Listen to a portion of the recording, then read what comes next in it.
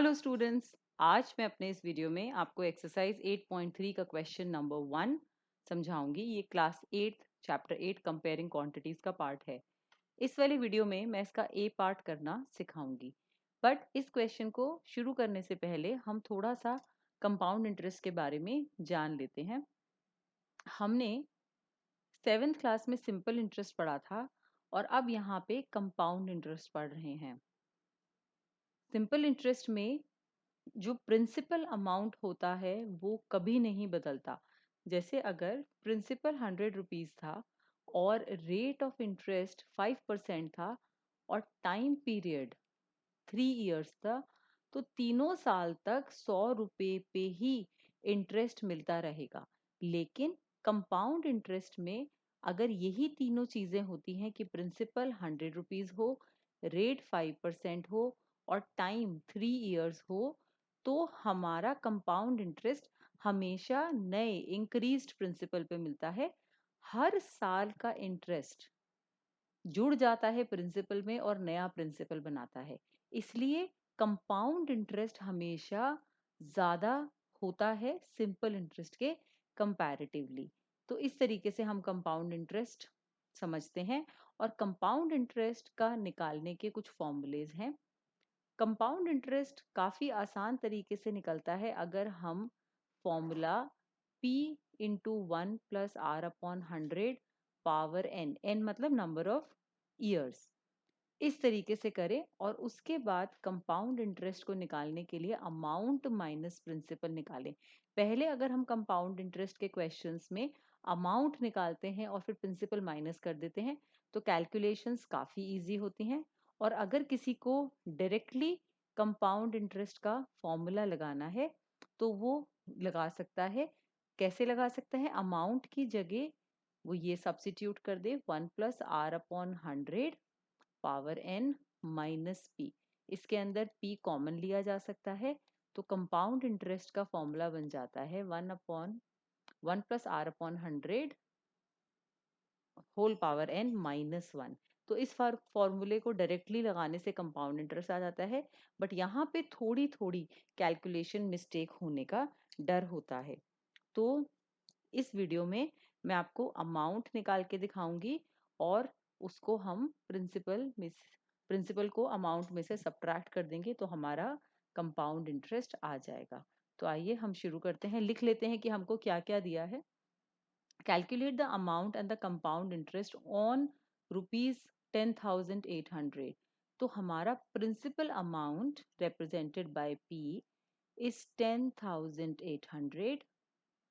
Rate is 12% per annum. अगर per annum दिया होता है तो पूरे साल का रेट ऑफ इंटरेस्ट है।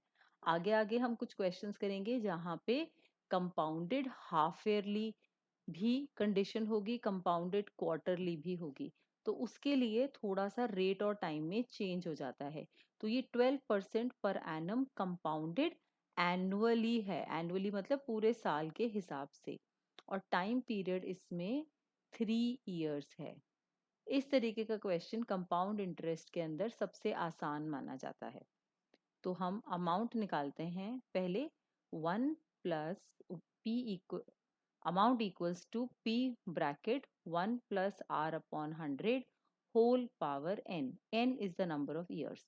तो यहाँ पे हम इस वैल्यू को डाल लेते हैं और इसको सॉल्व करने की कोशिश करते हैं। अब रेट क्योंकि मिक्स्ड फ्रैक्शन में है, इसको हम इम्प्रॉपर में लिख सकते हैं। तो ये 25/2% पर एनम हो गया।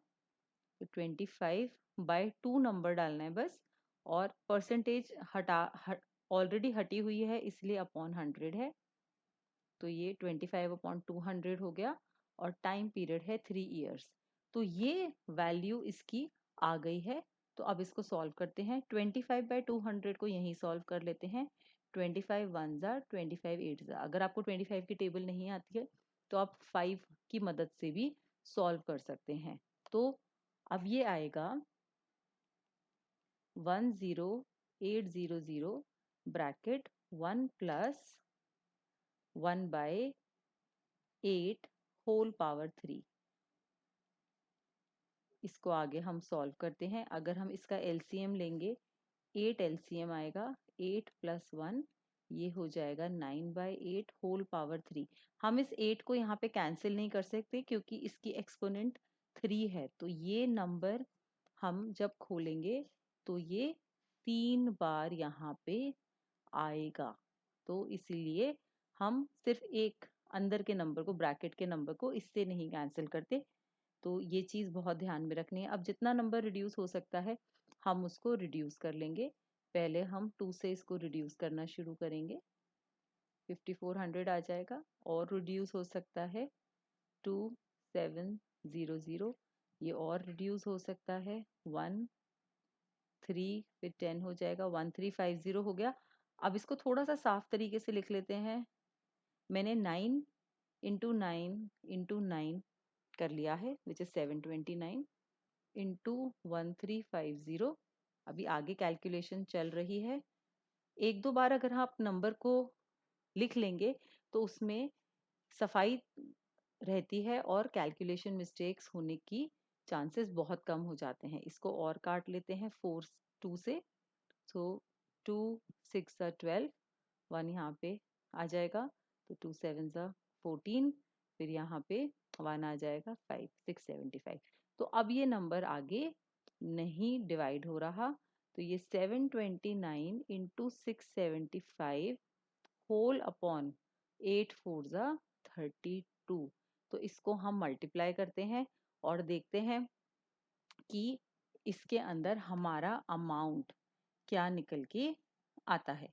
और अगर आपको 9 इंटू 9 इंटू 9 नहीं आता हो तो 9 9 आप 81, और 81 इंटू 9 आपका 729 इस तरीके से आ जाता है। तो आइए अब 729 इंटू 675 करते हैं और फिर उसको 32 से डिवाइड करेंगे। 729 इंटू 675। बच्चों, कंपाउंड इंटरेस्ट की कैलकुलेशंस थोड़ी हैवी होती हैं, तो थोड़ी पेशेंस के साथ करनी पड़ती हैं और ध्यान ध्यान से अपनी कैलकुलेशंस करनी होती हैं ताकि कोई मिस्टेक ना हो। 5 9 45, यहाँ 4 आ जाएगा, 5 2 10 और 4 ऐड होगा तो 14, अब 1 आ जाएगा, 5 7 35 प्लस 1 36 आ जाएगा। आगे कंटिन्यू करते हैं, 7 9 63, तो ये अब यहाँ पे 6 आ जाएगा।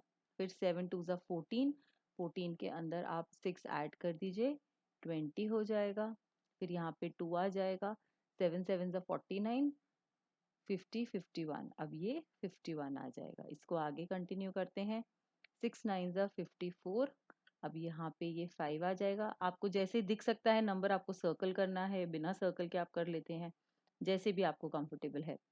6 2 12 और 12 प्लस 5 17, यहाँ 17 आ जाएगा। फिर यहाँ पे 1 रह जाएगा, 6 7 42 plus 1 43।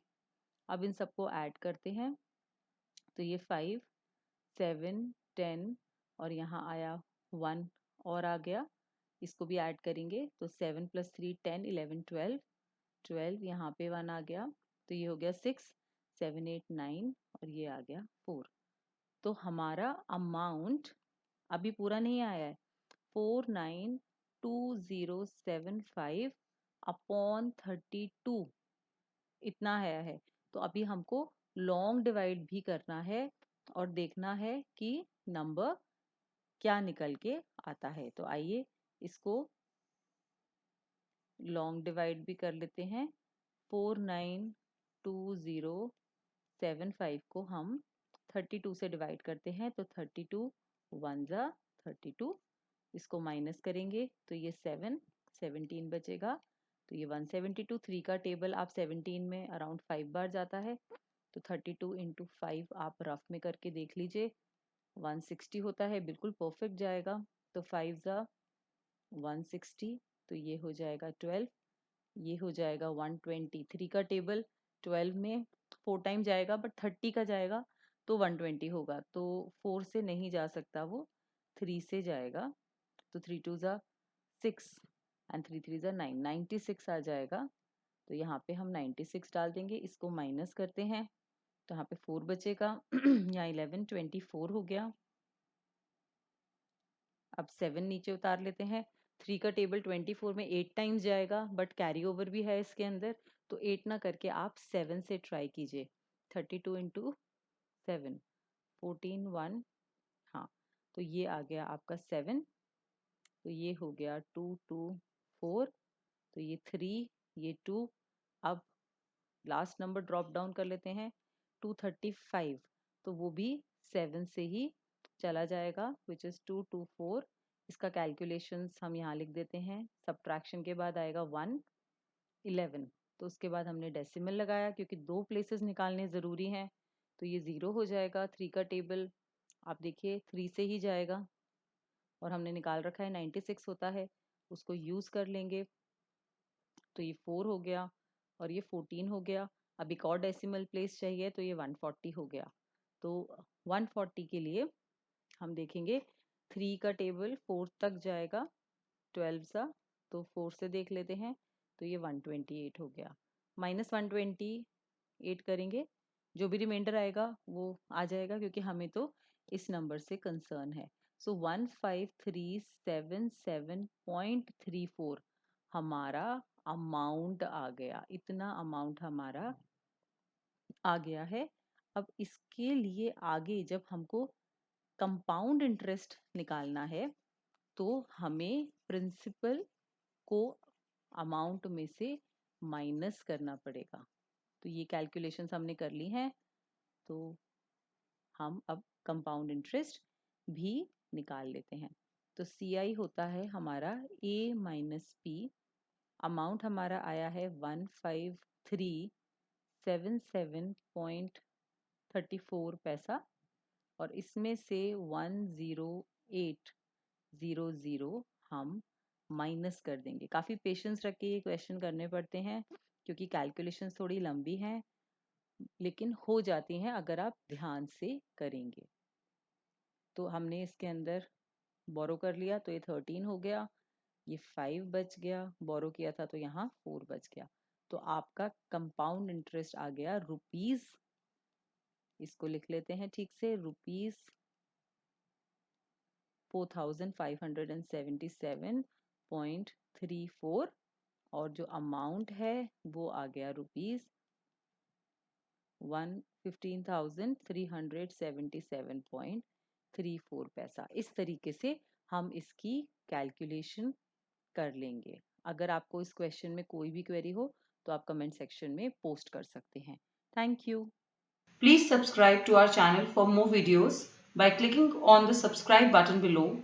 Also visit our website www.studiestoday.com for free study material like sample papers, solved question papers, worksheet, online test and concept notes made by the teachers of leading schools in India.